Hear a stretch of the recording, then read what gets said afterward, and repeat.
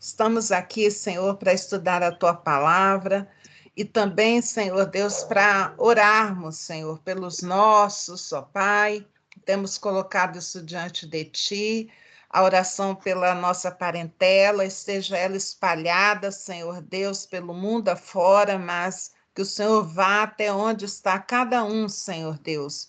O Senhor abençoe, o Senhor guarde, o Senhor dê provisão, o Senhor se apresente a cada um para que eles te conheçam, Senhor Deus, face a face, para que o Senhor quebre o coração daqueles que precisam ter o coração quebrado, porque aparentemente mantém o coração endurecido diante de Ti.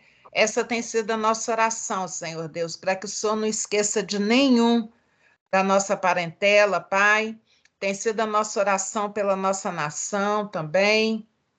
Tem sido oração, Senhor Deus, pelas nossas vidas. Que o Senhor abençoe, que o Senhor nos fortaleça, que o Senhor nos dê, Senhor Deus, propósito, que o Senhor nos dê provisão.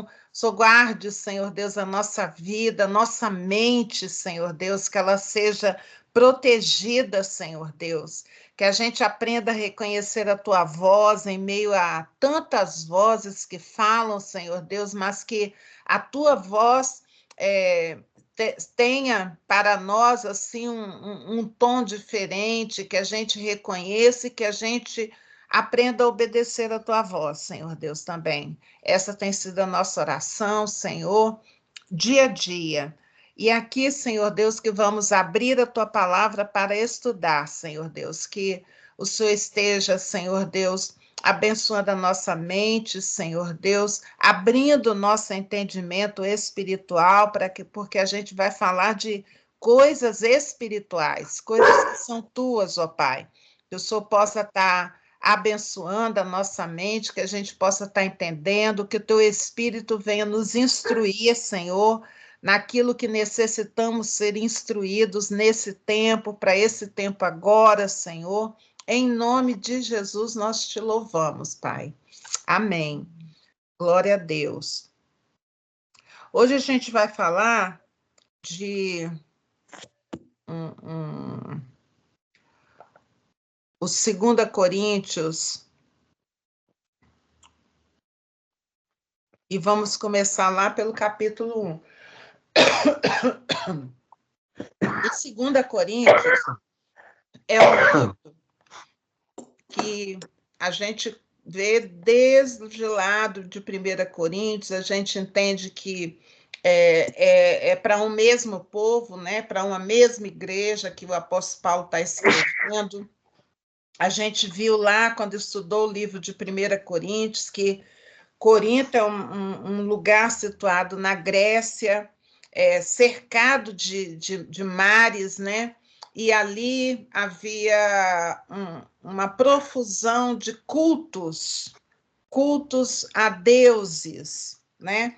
E aí Paulo passa por ali e Paulo percebe um bom lugar para se pregar o evangelho. Por que Paulo teve essa percepção ao passar pela cidade de Corinto a respeito de ser um bom lugar para se pregar o evangelho? Porque ali é cidade portuária e muita gente passava por Corinto. Então, Paulo, eu creio que avivado ali pelo Espírito de Deus, né, falou, aqui é um bom lugar para se falar de Deus. E todas as pessoas que por aqui passarem vão ouvir de Deus e vão levar para a sua cidade algo que elas aprenderam de Deus nesse lugar. E aí ele fica 18 meses naquela cidade. Ali ele fica hospedado na casa de Áquila e de Priscila. Ele começa, né? Ali ele chega ali, ele fica fabricando tendas para ter recurso, né? De viver, de sobreviver naquele lugar. E aí, quando chega a ajuda das igrejas até ele para de produzir, de fabricar tendas e vai se dedicar a pregar o evangelho. E como ele tinha o costume, ele começa pregando o evangelho aos judeus. Paulo, um judeu, né? Ele começa pregando aos judeus. E depois que os judeus entram em oposição ao que ele está falando, ele vai, deixa o povo judeu e vai para os gentios. A gente já aprendeu que gentio, na palavra de Deus, é todo o povo que não tem a ascendência judaica. Então, para o judeu, nós somos gentios, porque nós não viemos, né, da árvore lá dos judeus. Então, Paulo para de pregar aos judeus e vai pregar aos gentios. E ele fica ali 18 meses nesse lugar. E sai, depois dali, vai viajar, vai pregar em outros lugares. E aí, quando ele chega em Éfeso, já na terceira viagem missionária dele, lá em Éfeso, chega notícias ao apóstolo Paulo de que estava vendo algumas coisas ali na igreja de Corinto que foi fundada por ele. Então, ele, na impossibilidade de estar lá em Corinto naquele momento, o que ele faz? Ele escreve uma carta para o povo de lá. E a gente, que carta é essa? É o livro de 1 Coríntios que a gente terminou de estudar.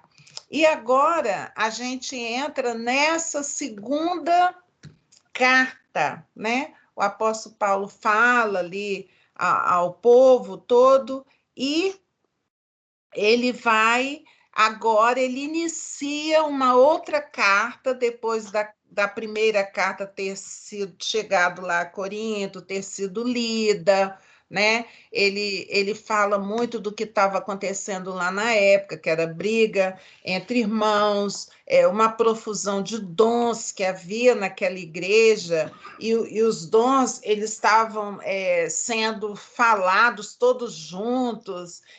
O pessoal não tinha muita ordem no culto, o pessoal não tinha muita ordem na hora da ceia, e a gente percebe que o livro de 1 Coríntios é um livro onde ele vai organizando a formação da igreja.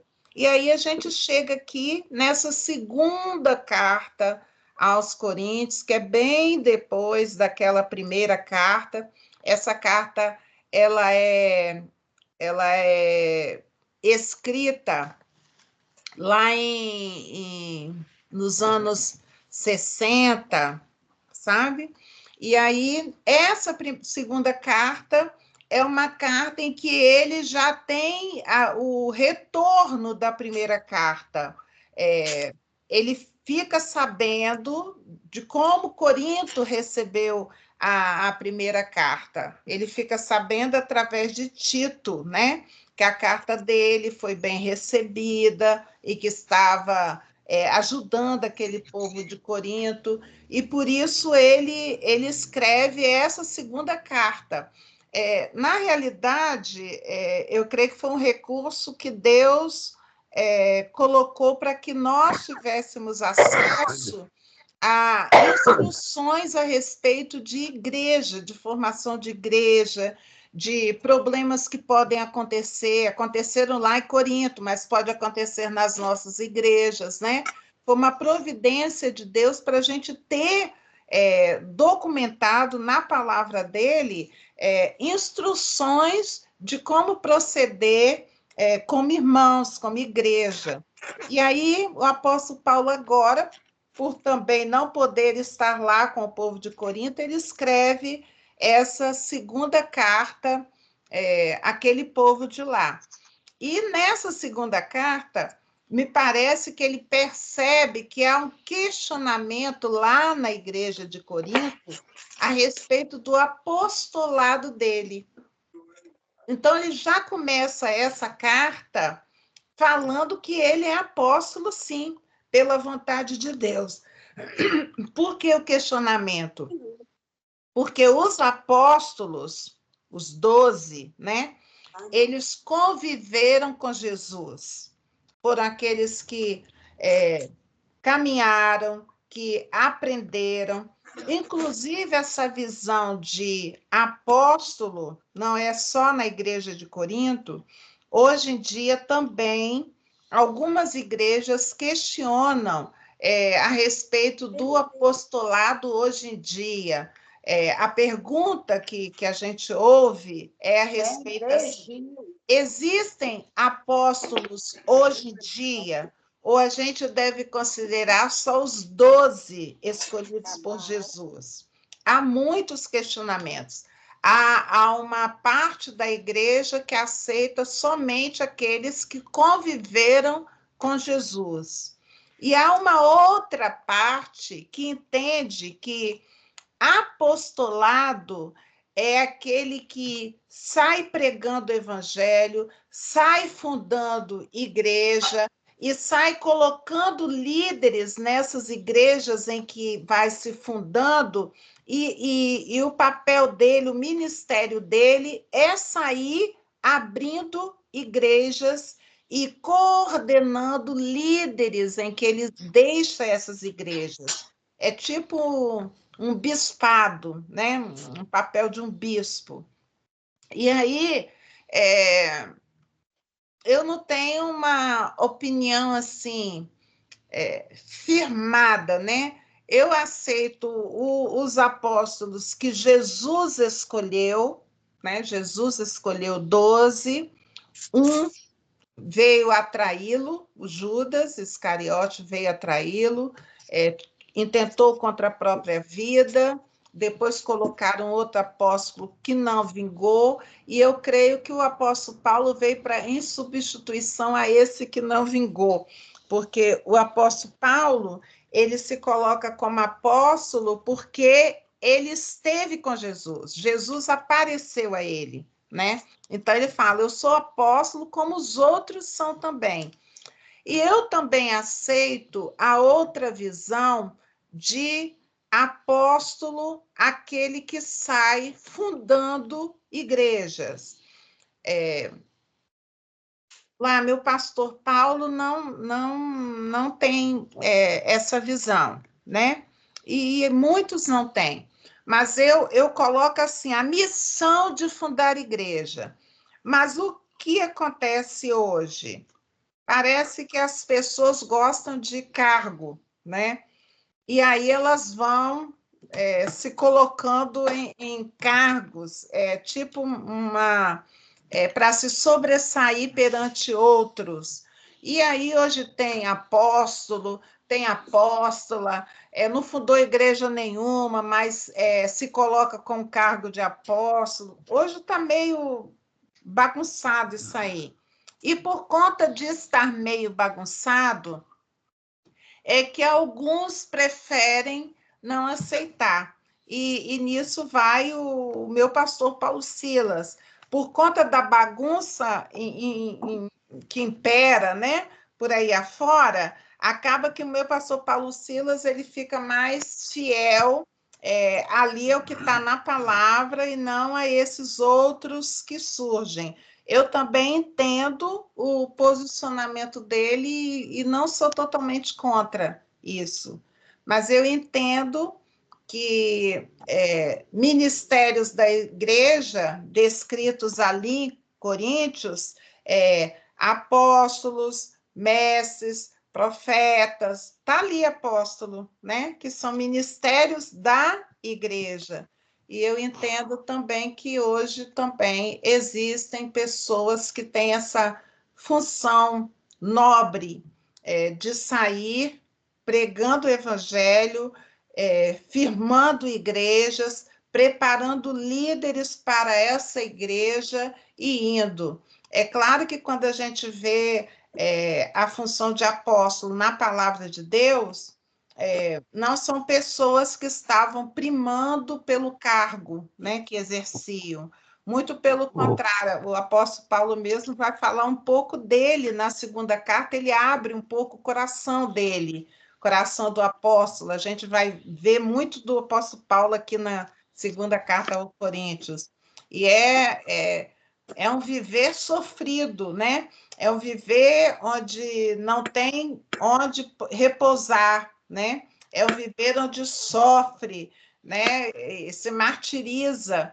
E quando a gente vê a vida dos apóstolos que Jesus escolheu, a maneira como eles viveram, a maneira como eles morreram, não é uma coisa que a gente queira, né, anseie, né, por ser, né? E hoje em dia, quando a gente vê alguns apóstolos, a gente vê que o parâmetro ali, a comparação com os apóstolos de Jesus mesmo, está bem longe, né? E é por isso que é tão questionado, né, esse apostolado hoje em dia. A gente segue com o que diz a palavra de Deus. A palavra de Deus fala que apóstolos são aqueles que pregam o evangelho de cidade em cidade e vão fundando igrejas, preparando líderes, e o apóstolo é aquele que sofre pela igreja, que está envolvido com a igreja, que tem o seu trabalho também, né, que não fica na dependência da igreja. Então, a gente segue o que diz a palavra de Deus, que eu creio que é a melhor posição, e aí a gente não se engana e não erra, né? Então, vamos lá. Livro de 2 Coríntios, começa o primeiro capítulo, né, que é o que a gente vai estudar hoje, começa o apóstolo Paulo se apresentando, e ele fala aqui no primeiro versículo o seguinte: Paulo, apóstolo de Cristo Jesus, pela vontade de Deus. Então, ele já coloca aqui, não foi ele que escolheu, não foi ele que buscou, não foi porque ele queria aparecer, não foi nada. Ele foi escolhido, né, pela vontade de Deus. E quem está escrevendo a carta ali junto com ele é o irmão Timóteo, né? Então, é o apóstolo Paulo que dita, geralmente ele fazia assim, ele ditava e alguém escrevia. Então, aqui são os dois que estão aqui, o irmão Timóteo na coautoria, né, do 2 Coríntios. A quem que eles estão escrevendo? A igreja de Deus que está em Corinto e a todos os santos em toda a Acaia. Então, ali naquela área toda de Corinto e ali nas imediações, essa carta foi endereçada. E ele fala: graça a vós outros e paz da parte de Deus, nosso Pai, e do nosso Senhor Jesus Cristo. E continua aí. Está tendo um barulhinho? É o quê? É um alto-falante que está aberto aí. É um alto-falante que está aberto, né? É um microfone, né? Aqui. Se eu consigo. Ah, tá.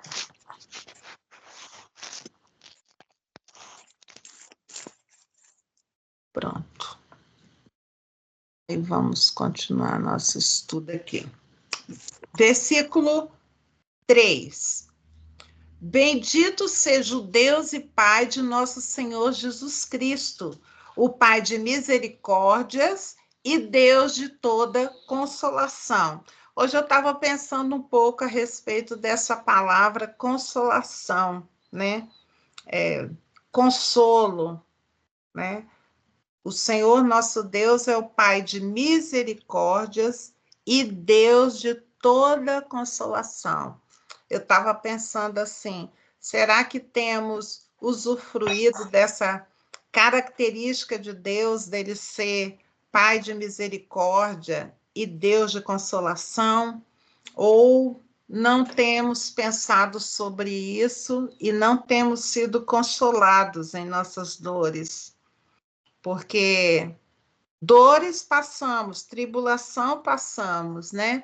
Mas Deus se apresenta como Pai de misericórdia e Deus de toda consolação.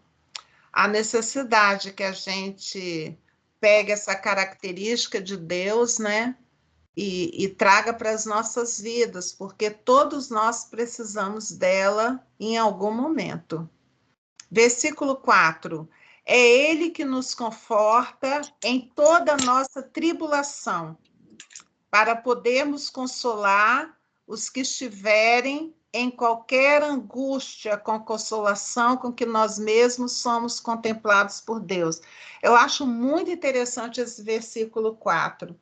Às vezes a gente não entende coisas que acontecem em nossa vida, problemas que acontecem em nossa vida, angústia que a gente passa. Às vezes a gente não entende, mas depois de passar, quando a gente já venceu, e aí a gente pode ver um irmão que está passando por algum problema, a gente pode consolar a esse irmão, porque naquele momento em que nós precisamos, nós fomos consolados.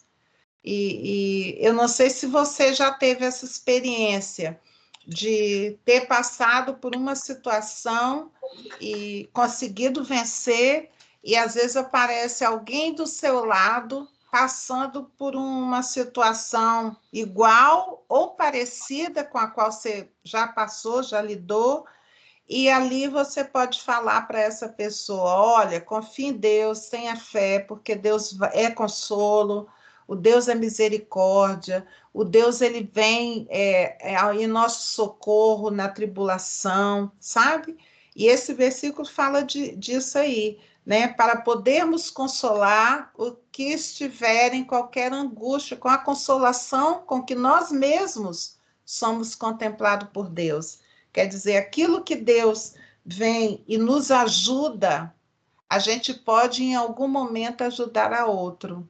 Esse versículo. E às vezes é com um breve testemunho você. Um breve E às vezes você testemunho. nem fica sabendo que foi usado. E Deus usa aquela nossa experiência, aquilo que a gente passou, para ajudar a outro.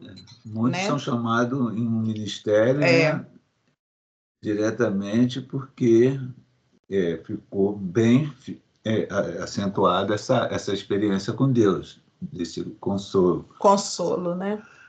Vira ministério. Eu já fui consolada por pessoas, eu estava passando por momentos difíceis.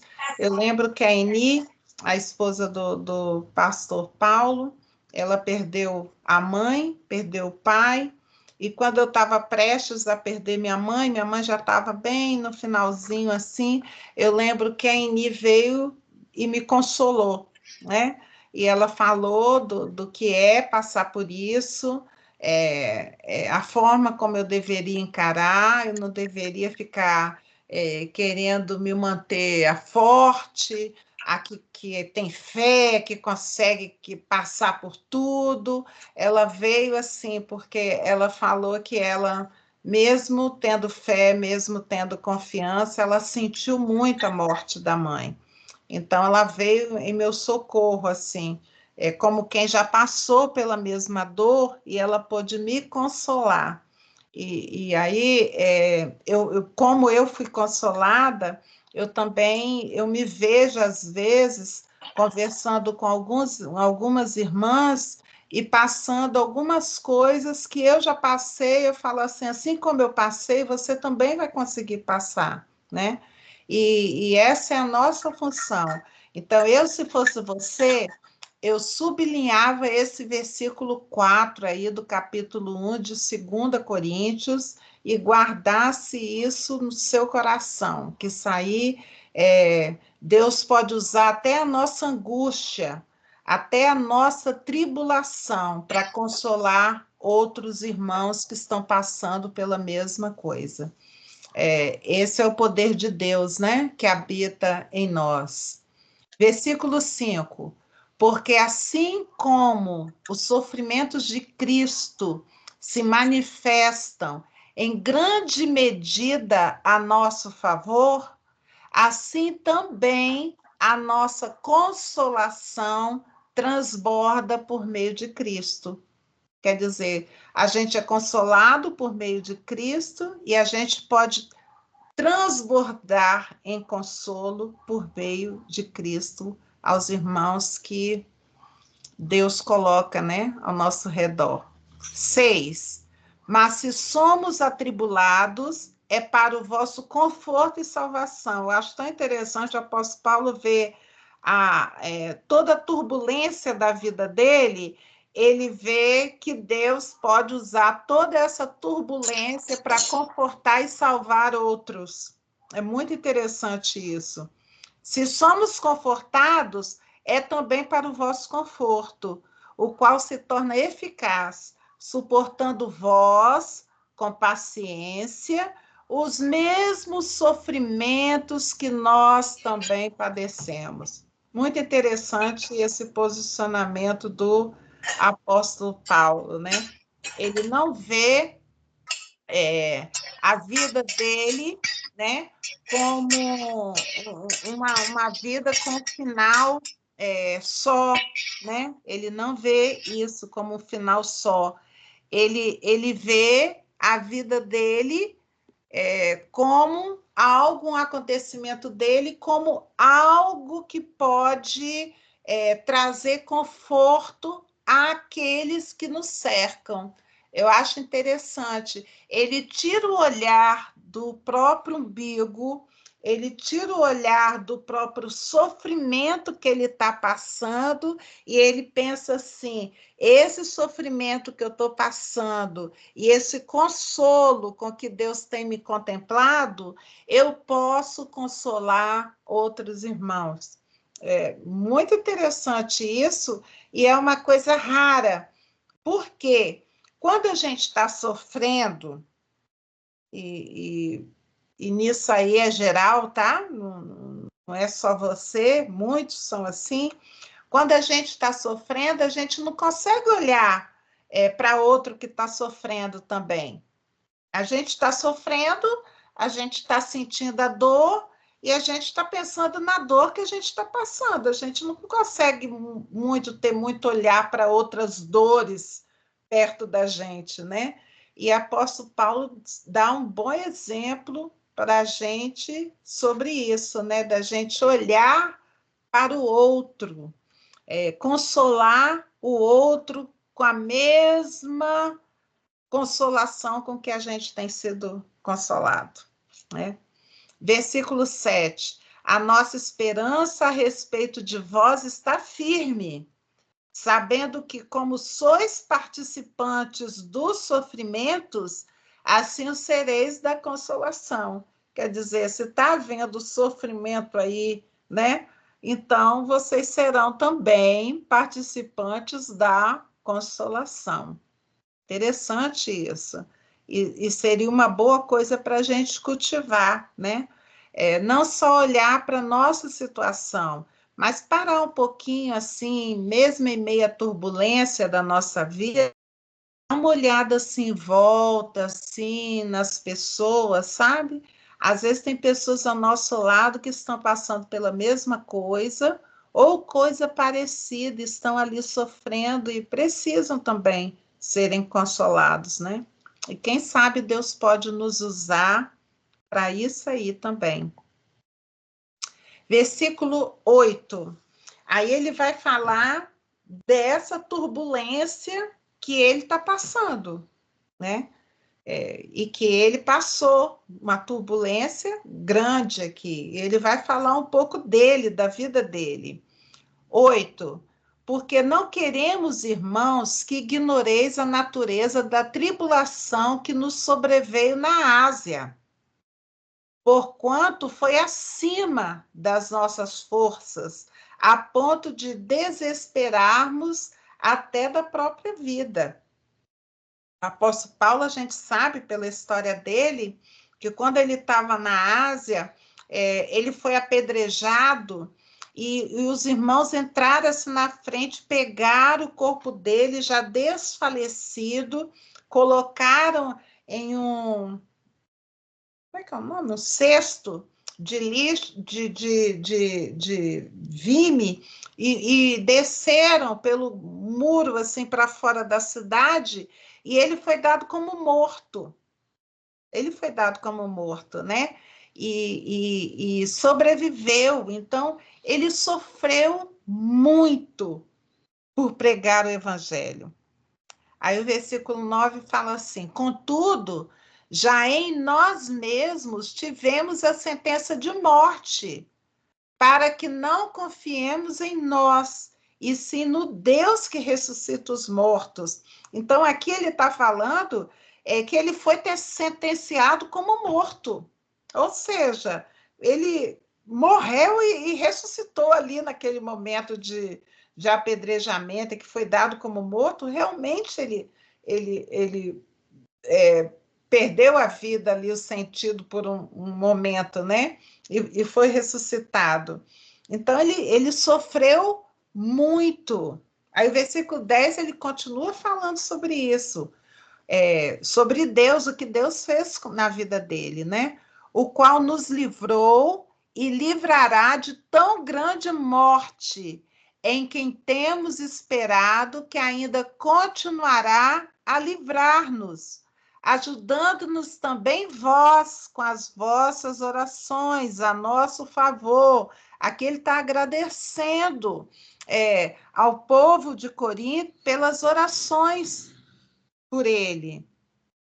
Ele está recebendo notícias de que tem um povo lá que está orando por ele. E ele está agradecendo e falando assim, estou sendo ajudado com as vossas orações, para que por muitos sejam dadas graças a nosso respeito, pelo benefício que nos foi concedido por meio de muitos.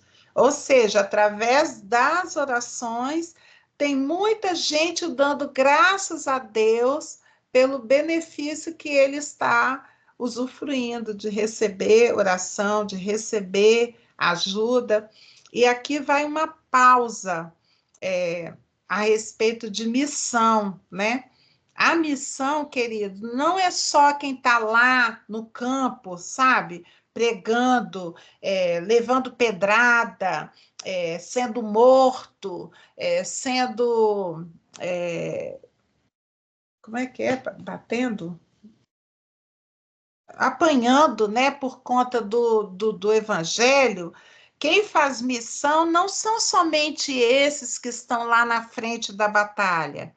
Faz missão também aquele que envia esse moço para pregar o evangelho longe. Faz missão também aquele que fica e ora por esses moços que estão lá na frente da batalha pregando o evangelho. Então, quem é missionário? Aquele que vai, aquele que envia com recurso, né? Paga passagem, paga estadia, paga transporte, e também faz missão aquele que ora. Então, se você está sendo aquele que está indo a campo para pregar o evangelho, se você está sendo aquele que está contribuindo para esse que vai a campo pregar o evangelho, se você está sendo esse que fica orando por aquele que vai pregar o evangelho, você é considerado também um missionário. Então, missionário não é só aqueles que tem na nossa listinha, as igrejas batistas tem, né? Os missionários, em cada local tem o nome de cada missionário que está em que país, fazendo o quê, né? Tem os boletins, né? A gente recebe. Não são só esses. Missionário também é aquele que envia, e missionário também é aquele que ora. E o nosso papel é sermos missionários.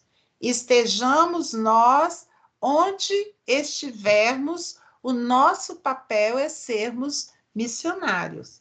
Pense sobre isso, se você não está envolvido de alguma forma com obra, com missão, pense com o coração aí diante de Deus em oração para se envolver, porque missão está no coração do nosso Deus. Pregar o evangelho a toda criatura. Esse é o nosso papel. Ide e pregar o evangelho. Continuando. Versículo 12. Apóstolo Paulo continua falando a respeito dele. A gente vai entendendo um pouco do coração do apóstolo. 12. Porque a nossa glória é esta: o testemunho da nossa consciência de que com santidade e sinceridade de Deus, não com sabedoria humana. Eu acho muito interessante isso. Apóstolo Paulo era considerado, à época dele, um dos homens com mais sabedoria humana. Só que ele não se apoia na sabedoria humana para pregar o evangelho, ele se apoia na graça de Deus sobre a vida dele. Então, às vezes a gente fala assim, ai, mas eu não estudei, eu não sei pregar, sabe? Se você vai se apoiar naquilo que você fez, naquilo que as suas mãos, né, podem fazer, é uma coisa, você vai alcançar um pouco, né? Mas se você se apoia no que Deus pode fazer por você, outra pregação na igreja que eu fui, aqui em Rolândia, né? O pastor estava falando a respeito de Jeremias, né? Jeremias foi chamado para ser profeta, né? Pequeno, ele falava assim, eu não sei pregar, né? Aí fala de Isaías, né? Isaías era um homem de língua, né? Língua pesada, né? De língua, a boca, lábios impuros. Depois ele falou de Moisés, que era gago, né? A gente vai colocando uma porção de empecilho, né? Mas Deus, se você tem no coração servir a Deus de alguma maneira, Deus vai te capacitar com a sabedoria divina sobre a sua vida. Ele vai te capacitar para você conseguir atingir a meta de ser um pregador da palavra dele, seja de que maneira você escolha pregar. Tem gente que prega orando, tem gente que prega abraçando, tem gente que prega estando junto, visitando, tem gente que prega indo orar. Não sei a forma como você escolhe pregar o evangelho, né? Mas saiba que não pode se apoiar na sua sabedoria. O apóstolo Paulo fala assim, ó, não com sabedoria humana, mas na graça divina. Temos vivido no mundo e mais especialmente para convosco. Ou seja, ele está falando que a sabedoria divina é o que ele usa para falar aos coríntios. 13. Porque nenhuma outra coisa vos escrevemos, além das que ledes e bem compreendeis, e espero que o compreendereis de todo, como também já em parte nos compreendestes, que somos a vossa glória, como igualmente sois a nossa no dia de Jesus, o nosso Senhor. O que ele está falando? Que o povo lá de Corinto é a glória dele. O povo de Corinto ali, se rendendo a Jesus, é o trabalho dele, é o que ele vai apresentar diante de Deus, é a glória que ele vai apresentar no dia de Jesus. É o esforço ali do que ele fez, do que ele se empenhou, né? Ali é o povo. E ele está falando assim, nenhuma outra coisa eu escrevi além daquilo que você já sabe, né? Aí Paulo explica sua demora em ir a Corinto. Ele fala assim, 15, com essa confiança resolvi ir primeiro encontrar-me convosco para que tivesseis um segundo benefício. E por vós, quer dizer, ele intentou ir com o povo de Corinto, mas a gente sabe que ele não conseguiu ir, né, até o povo de Corinto. Acaba que ele ficou só, depois de ter passado 18 meses lá, ele só conseguiu com essas cartas aí, né, que ficaram registradas aí para o povo de Corinto. Ele não conseguiu ir pessoalmente mais lá, né? Porque a gente sabe que ele foi preso em Roma e dali foi morto. Ele não conseguiu voltar em Corinto. 16. E por vosso intermédio passar a Macedônia, isso aqui é o planejamento dele, né? ir primeiro lá em Corinto, depois passar a Macedônia, da Macedônia voltar a encontrar-me convosco e ser encaminhado por vós para a Judéia. Esse é o projeto dele que ele está apresentando. Eu queria estar aí, passar um pouco aí com vocês, depois uma Macedônia, depois da Macedônia voltar com vocês. Ele fez esse projeto todo aí, mas a gente sabe que ele não pôde cumprir. Esse projeto aí não foi à frente. 17. Ora, determinando isto, terei porventura agido com leviandade? Ou a deliberar acaso delibero segundo a carne, de sorte que haja em mim simultaneamente o sim e o não. Quer dizer, ele está colocando aí, eu estou agindo com leviandade em fazer esses planos aí, né? Ele está abrindo o coração para o povo de Corinto. 18. Antes, como Deus é fiel, a nossa palavra para convosco não é sim e não, porque o Filho de Deus, Cristo Jesus, que foi por nosso intermédio anunciado entre vós, isso é, aí ele vai falar quem que anunciou Jesus Cristo lá em Corinto, por mim e Silvano e Timóteo. Não foi sim e não, mas sempre nele houve o sim. Então, ele está falando assim: o sim já é de Deus. A promessa de Deus sempre tem um sim de Deus.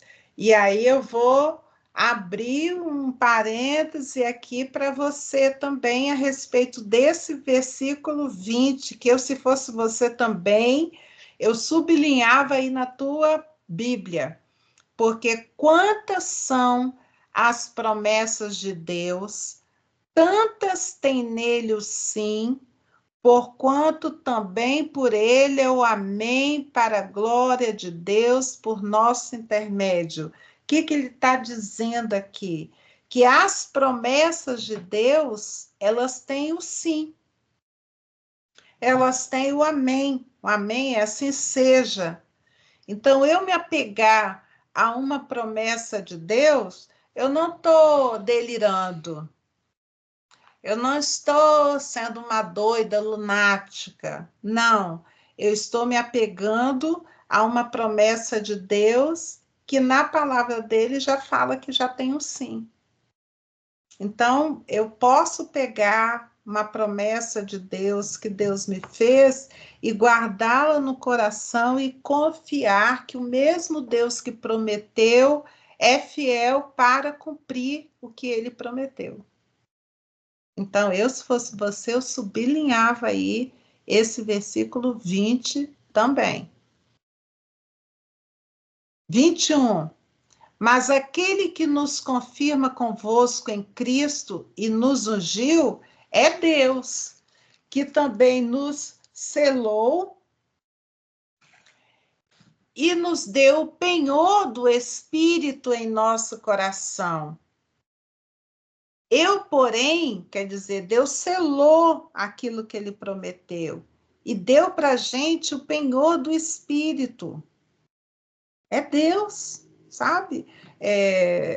Eu tenho algumas promessas que Deus fez que estão por cumprir, tem outras promessas que Deus fez que ele já cumpriu, tem outras promessas que ele fez que estão em cumprimento, e eu falo, é o Senhor que promete, é o Senhor que sela a promessa, é o Senhor que cumpre a promessa.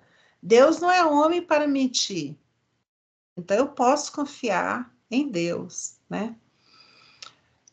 23. Eu, porém, por minha vida, tomo a Deus por testemunha que, para vos poupar, não tornei ainda Corinto. Não que tenhamos domínio sobre a vossa fé, mas porque somos cooperadores de vossa alegria, porquanto pela fé já estáis firmado.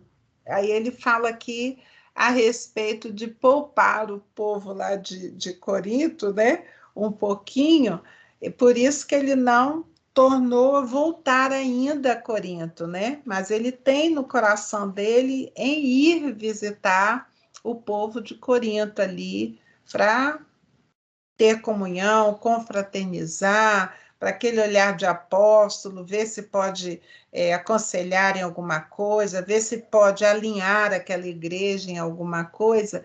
Mas aqui a gente percebe, nesse primeiro capítulo, o apóstolo abrindo o coração dele para que... acaba aqui, né, amor? Acaba. Acaba aqui. Para que... o povo de Corinto soubesse que eles estão no coração, né? No coração do apóstolo. Deixa eu ver aqui. Sair daqui.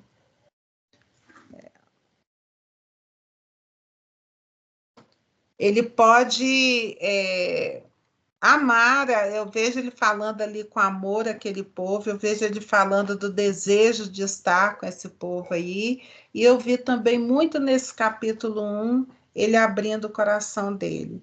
E eu abri uma série de parênteses nesse capítulo 1, para que a gente esteja sondando o nosso coração também, em cima do que ele vai falando, né?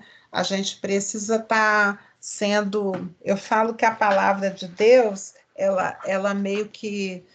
não sei se vocês conhecem esse termo, futucar, né?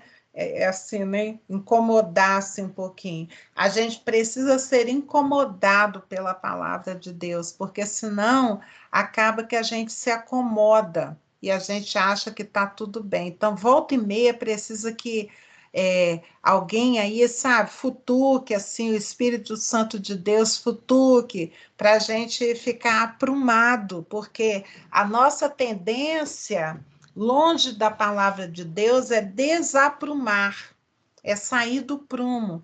Então, a palavra de Deus, ela serve para aprumar. Eu abri uma série de parênteses aí para que a gente possa pensar a respeito de missão, a respeito de chamado de Deus, a respeito do ide e pregar o evangelho, como é que eu prego, o que é que eu falo. Deus me falou essa semana a respeito de pregar o evangelho, não usando aquelas, eu chamo de evangeliquez, que é uma linguagem que os evangélicos entendem, né? Mas quem não é evangélico, ele não entende. Então, Deus me chamou a atenção. Eu preciso usar uma linguagem que o povo entenda, igual Jesus fazia. Jesus, quando ia falar, ele usava historinha, ele contava historinha para pregar princípios de Deus. Ele usava algo que as pessoas conheciam, com quem plantava, ele falava de planta, de árvore, sabe? Com pescador, ele falava de ser pescador de alma, então o pescador já entendia essa linguagem. E às vezes a gente fica tão fechado no nosso mundo, falando do mesmo jeito, porque ali naquele meio em que a gente vive, a pessoa está entendendo tudo que a gente está falando, né? Que eu falo que é o evangeliquez, é uma linguagem que o evangélico fala. E a gente não foi chamado só para falar evangeliquez. A gente foi chamado para pregar o evangelho. Então, eu preciso olhar para a pessoa que eu estou falando de Deus, eu preciso olhar para ela e ver que jeito que eu posso falar que ela entenda. E não usar aquela linguagem que eu uso lá entre os evangélicos e que a pessoa fica se olhando e nem entende o que a gente está falando. Então, a gente precisa também ser incomodado a isso, porque a gente foi chamado para ide e pregar o evangelho. Ali na igreja é uma comunhão entre irmãos, mas o nosso papel é fora da igreja. Porque para pregar o evangelho dentro da igreja, tem lá o pastor, alguém que vai pregar, que pega o microfone e prega, né? Agora, a gente foi chamado para ir e pregar. Ir aonde, Gil? Não sei aonde Deus tem te mandado ir, né? Às vezes Deus te manda ir ali no ponto do ônibus, você encontra com alguém. Às vezes Deus te manda ir ali na padaria, que você conversa com alguém ali no caixa todo dia. Na farmácia, você conversa com a pessoa todo dia. Eu não sei onde é que Deus tem te mandado ir, mas na hora que você for, você precisa olhar para a pessoa com quem você está conversando e falar numa linguagem que ela possa te entender. Às vezes a gente quer falar com a pessoa numa linguagem que só o povo lá de dentro da nossa igreja entende. E Jesus, ele olhava para a pessoa, ele via o que a pessoa trabalhava, com que ela se envolvia, e ele usava uma historinha para falar de um princípio de Deus dentro da vida daquela pessoa. Então, essa semana, Deus me deu um sonho falando sobre isso, né? Falando assim, Gil, eu estou te chamando para um novo ciclo. E o ciclo não é de pregar mais lá na igreja. Aí eu falava assim, mas eu amo pregar. Eu amo pregar. Eu assim, mas você está sendo chamada para um novo ciclo. E o ciclo é deixar de falar evangeliquez. O ciclo o novo ciclo é usar uma linguagem, aproveitar os momentos com quem eu colocar na tua vida e você usar de uma linguagem que essa pessoa entenda. Então, não é só igreja. Eu acho que o tempo de pregar a igreja tá chegando ao final. Deus está me chamando para um novo ciclo. Mas amém por isso, né? Um novo ciclo. Um novo lugar, né? Um novo jeito, novas pessoas, né? E Deus é assim, Deus vai, né? A gente vai falando assim, eis-me aqui, Senhor, e Deus vai falando, Deus vai, né, botando a gente usando. Eis-me aqui, então tá, então vou pegar você mesmo. Que o Senhor pegue cada um de nós, sabe? Para encher o reino dele, para edificar o reino dele, aonde estiver, né? Aonde você for, o que você estiver fazendo, em que você se empenhar, que Deus te pegue aí, aonde você vai, onde você anda, que Deus te use. Eu tenho língua pesada, não tem problema, não tem problema. Eu boto a sua língua leve. Eu sou muito novinho, não tem problema, eu falo por você. Eu não sei andar direito, não tem problema, eu vou andando por você, sabe? Todas as resistências que você possa colocar para Deus, que Deus fale para você assim, não tem problema, eu estou contigo, eu vou contigo. Igual o apóstolo Paulo, foi dado como morto, foi banido de lugares, foi rejeitado, mas ele falava, eis-me aqui, Senhor, eu estou aqui, eu vou fazer a obra. Que a gente seja aonde a gente estiver como apóstolos, pregando, pregando, pregando, e que Deus nos use do seu jeito, né, cada um de nós. Amém? Amém. Amém, Senhor Deus. Eis aqui a tua palavra, Senhor, lida, Senhor Deus, conversada, Pai, que o Senhor possa estar mudando, Senhor Deus, o nosso entendimento, o nosso interior, Senhor, que as resistências que às vezes a gente coloca diante do Senhor, eu não posso ir, eu não consigo ir, eu não sei ir, Senhor, que essas resistências caiam por terra, Pai, porque o Senhor em nós, ó Pai, já é um milagre. O Senhor em nós, Senhor Deus, faz toda a diferença. A gente mesmo com as nossas próprias forças, Senhor, com o nosso próprio entendimento, a gente não vai muito longe, mas a gente usando as tuas forças, usando o teu entendimento, usando a tua sabedoria, Senhor, a gente pode alcançar milagres em torno de nós, que a gente possa sair, Senhor Deus, desses estudos, Senhor, como pequenos milagres ambulantes, que o Senhor possa usar a gente, às vezes até dentro de casa mesmo, sem sair, Senhor, orando, conversando com o Senhor, abençoando outras vidas que vão. Eu não sei, Senhor, de que maneira o Senhor pode usar cada um de nós, mas que o Senhor use a cada um de nós. Que o Senhor mostre o teu poder sobre as nossas vidas, Senhor. Que o Senhor nos dê sabedoria do alto céus, ó Pai. Que o Senhor restabeleça as nossas forças. Eu tenho falado muito sobre avivar a fé que há em nós, Senhor. Que o Senhor possa avivar a fé, avivar a esperança do desesperançado, possa trazer um renovo a quem precisa ser renovado, Senhor Deus. Mas não deixa a gente, Senhor Deus, ficar do jeito que a gente está.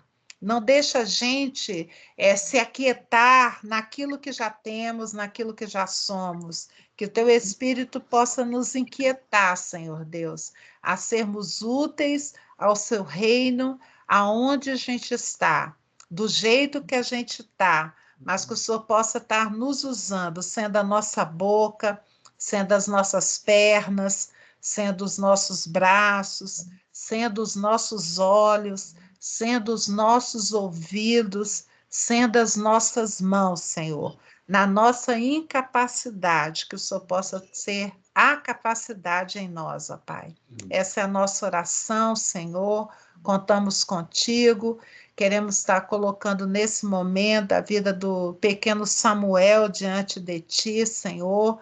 A gente não o conhece, Senhor, mas estamos orando agora por essa pequena vida que está hospitalizada. Que o Senhor possa, Senhor Deus, ir lá visitar o Samuel no hospital. Senhor, dá uma solução, Pai, em nome de Jesus, para o problema que está ocorrendo ali. Só possa consolar o coração dessa mãe, da família, Senhor Deus, em nome de Jesus. Só possa estar dando sabedoria aos médicos para saber como tratar do Samuel, Senhor. Enfim, Senhor Deus, nós estamos nesse momento colocando Samuel, Senhor Deus, nas tuas mãos, para que o Senhor dê uma direção, para que o Senhor restaure, para que o Senhor faça a tua vontade na vida dele, Pai. A nossa oração é essa, Senhor, e também, Senhor Deus, que o Senhor possa estar nos abençoando nessa semana, com toda sorte de bênção. Guarda, Senhor Deus, as nossas vidas, guarda, Senhor Deus, a nossa caminhada, Senhor, nessa semana, por onde a gente for, Senhor Deus, que a tua mão esteja sobre as nossas vidas, Senhor, em nome de Jesus. Amém. Amém. Glória a Deus. Parar de gravar.